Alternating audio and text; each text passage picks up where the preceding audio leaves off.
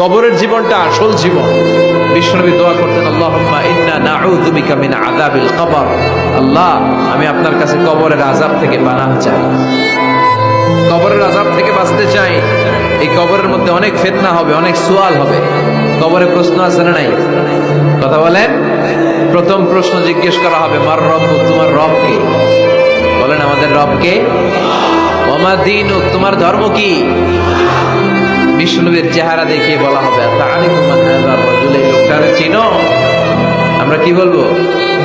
আমরা চিনি, উনি আমাদের প্রিয় রাসূল মুহাম্মদুর রাসূলুল্লাহ সাল্লাল্লাহু আলাইহি ওয়াসাল্লাম। এরপরে জিজ্ঞেস করা হবে, এগুলো কোত্থেকে শিখলা? আমরা বলবো, কোরআন থেকে।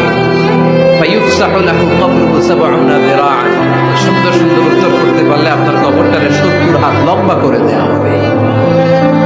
ইফতাহু লাহু বাবুন ইলাল জান্নাহ, জান্নাতের দিকে একটা দরজা লাগিয়ে